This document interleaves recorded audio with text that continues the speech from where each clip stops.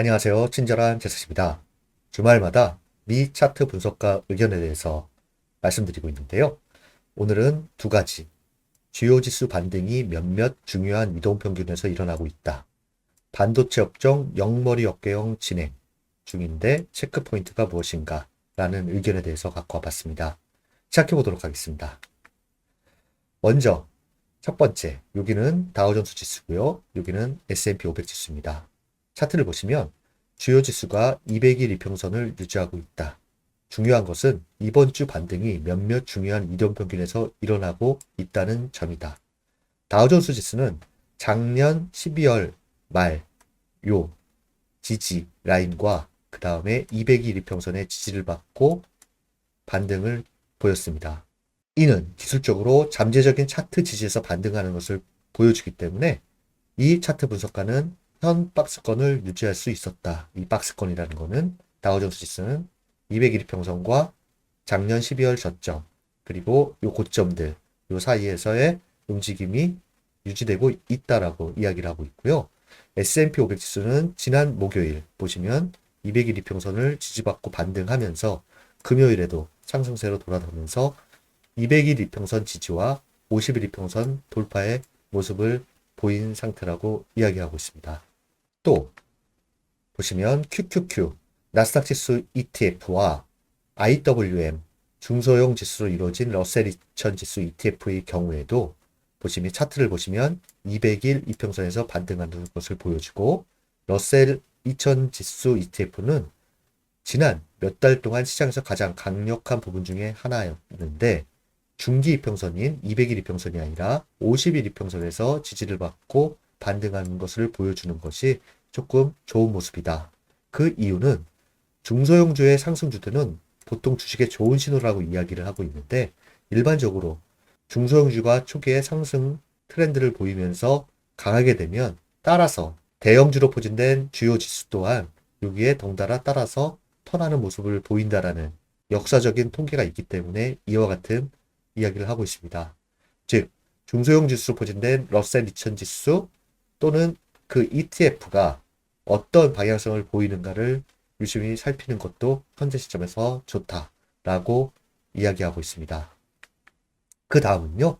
빅스 지수를 갖고 왔습니다. 이 차트 분석가는 빅스 공포지수가 이번 주가 반등의 뒷받침하는 또 다른 요인이었다. 현재 200일 이평선, 50일 이평선을 밑돌고 있고 최근 증시가 하락세를 보이면서 이렇게 2월 중순까지 최고치를 기록했는데 이번 주 하락폭이 20을 밑돌면서 단기 흐름을 강하고 있는 상태로 볼 수 있다라고 이야기를 하고 있습니다. 빅스 지수는 뒤에서 또다시 자세히 말씀드리도록 하겠습니다. 그 다음은 2년물 국채 수익률입니다. 2년물 국채 수익률의 지속 상승이라는 이야기를 했는데요. 시장과 관점으로 볼 때 주식시장과 채권시장, 주식의 가장 큰 위협은 금리 상승입니다.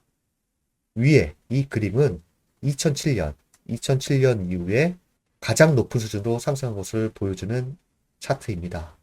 이는 16년 만에 가장 높은 수준입니다. 이는 연준에서 인플레이션 억제를 위해 기준금리를 계속 인상하기 때문입니다. 현재 단기금리가 장기금리보다 빠르게 상승하고 있어 장단기 금리차 역전은 경기 침체를 경고합니다. 지난 금요일 국채 수익률 하락이 주식이 강세로 마감하는 요인 중에 하나였습니다. 금리 상승은 시장의 장기적인 추세의 가장 큰 위협 중에 하나입니다. 이 이야기는 2년물 국채 수익률은 패드의 금리 정책과 민감하게 움직이는 모습을 보이기 때문에 현재 2년물 국채 수익률의 추세 또한 상당히 중요하다. 이렇게 말하고 있습니다. 그 다음은요. 이 차트 분석가가 지난주에 S&P 500 지수와 10년물 국채 수익률의 어떤 상관도를 6개월간 보여줬었는데 지금 이 표시가 역상관계를 보여주는 표시라 할 수 있겠습니다. 현재 상승 추세선에서 지지를 받고 200일 이평선을 지지받고 소폭 유지하고 있는 상태에서 지난 금요일 10년물 국채 수익률의 하락이 증시의 하루 동안의 상승에 일조를 했다라고 보고 있기 때문에 향후 미국 기술적 분석가들은 현재 10년물 국채 수익률의 주요 지지 저항 라인을 깰 것이냐 안 깰 것이냐 이것이 주시장에도 영향을 줄 것이라고 보고 있습니다. 그 다음은 빅스지수입니다. 제가 지난주에도 말씀드렸는데요. 이 차트 분석가들은 요 200일 이평선을 좀 중요시하고 20 중반 수준을 중요시합니다. 이거를 뚫고 올라간다라고 하면 증시는 그동안의 상승 추세를 깰 가능성이 크고, 그리고 이거를 깨지 않고 요 범위 안에서 움직인다라고 하면 좀 더 견고한 모습을 보일 수 있을 것이다라는 게 빅스를 보는 차트 분석가의 일반적인 의견이라고 생각하시면 될 것 같습니다. 그 다음은 이 차트 분석가가 SMH 반도체 업종 ETF입니다. 영머리 어깨형 패턴이 완성될 것인가 라는 분석을 했는데요. 보시면 반도체 업종, 필라델피아 반도체 지수나 반도체 업종 ETF나 현재 왼쪽 어깨, 머리, 그 다음에 오른쪽 어깨, 그 다음에 이 넥라인 선을 뚫고 올라가서 현재 영머리 어깨형 패턴이 진행되고 있다라고 보고 있습니다. 여기서 이 차트 분석가는 이 패턴이 완성되기에는 이 두 가지가 중요하다라고 이야기를 하고 있는데요. SMH가 하락 시에는 넥라인 선 225달러에서 235달러 범위라고 이야기를 하고, 이 하단인 225달러의 지지가 중요하다. 이거를 깨서는 안 된다. 50일 이평선과도 맞물려 있는데요. 그리고 이걸 깨지 않고 전고 라인인 253달러 수준을 돌파한다라고 하면 이거는 영머리 어깨형 패턴의 완성일 가능성이 더 크다라고 이야기를 하고 있고요. 이 패턴 완성 시 최소 목표치, 이론상으로 최소 목표치는 290.5달러라고 이야기를 하고 있는데, 여기 녹색 화살표 보시면 이 머리 바닥부터 넥라인 선까지가 59.42달러이기 때문에 이거를 그대로 최소 목표치로 둔다라고 하면 넥라인 가격 231달러, 이거를 플러스하면 290달러 정도까지 상승 여력이 있다. 이 단기 저항의 돌파와 그리고 넥라인선의 지지 여부를 유심히 살펴보면 단서가 될 수 있을 것이다라고 이야기를 하고 있습니다. 참고하시면 될 것 같고요. 그 다음은 미 차트 분석가들이 주로 현재 분석하는 차트에 대해서 제가 갖고 와봤습니다. 먼저 SPX A200R이라는 것은 S&P 500 주식 중에 200일 이동평균선 위에 거래되는 비율입니다. 50레벨이 상당히 중요한데요. 50레벨을 기준으로 요 위에 있다면 상승장, 아래에 있다면 하락장이라고 합니다. 지난 하반기 51호 돌파하는 듯 했다가 다시 내려앉으면서 하락세를 지속했으나 현재는 돌파 후에 이 50 라인을 지지하고 현재 65.2%를 보이고 있는 상태입니다. 일반적으로 차트 분석가들은 50을 기준으로 보기 때문에 이것이 50 아래로 하향 이탈하게 된다고 하면 증시는 약세장으로 진입하는 신호로 본다. 이렇게 판단하시면 될 것 같습니다. 그 다음은 달러 인덱스입니다. 달러 인덱스는 105 라인을 상당히 중요시하고 있는데 지금 현재 뚫지 못하고 지난주에 횡보하는 모습을 보이고 있는 상태입니다. 이 장기 추세선을 지지하느냐 깨느냐, 이게 상당히 중요하고요. 이거를 깨고 내려온다라고 하면 좀 더 안정적인 주식시장을 보일 것이다 라는 것이 일반적이고요.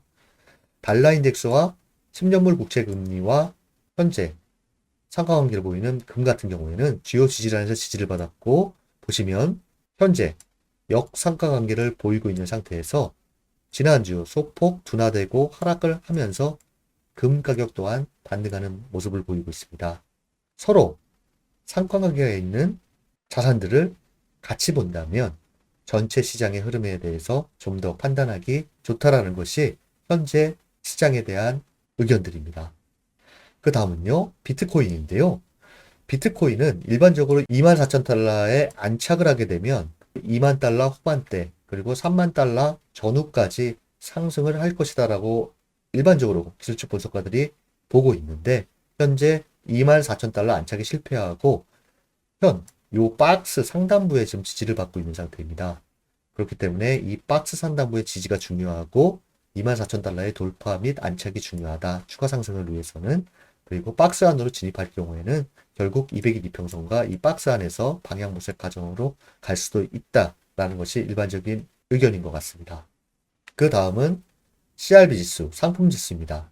이 차트를 보시면 요때 작년 2월에 러시아, 우크라이나 전쟁이 있었을 때 상품 지수, 상품 가격이 여기까지 요 수준에 있었는데 현재 요 라인과 비슷하게 움직이긴 하나 지지를 받으면서 상품 가격 또한 하락이 둔화되는 모습을 보이고 있다. CRB 지수가 이 주요 지지 라인을 깨고 내려온다라고 하면 인플레이션과 관련해서는 좀 더 긍정적이다. 이렇게 생각할 수 있습니다. 지금까지 소개해드린 차트 분석가의 의견을 요약하자면 대표 지수의 경우 200일 이평선의 지지는 상당히 중요한 위치를 점하고 있다. 또한 주식시장과 상관관계가 높은 2년물, 10년물 국채 수익률의 추이를 꼭 살펴봐야 된다. 또 한 가지는 달러 인덱스 추이와 빅스의 움직임을 살펴보면 좋다. 이렇게 요약할 수 있겠습니다. 이제 마지막으로 책에서 배우는 투자 얘기입니다. 차근차근 읽어드리겠습니다. 돈은 혹시 당신이 내일 죽지 않았을 때 위해 필요한 것일 뿐이다. 수익과 손실에 집착할 필요가 없는 이유다. 무엇을 하건 행복, 집중, 만족, 겸손, 개방성을 추구해 보시라.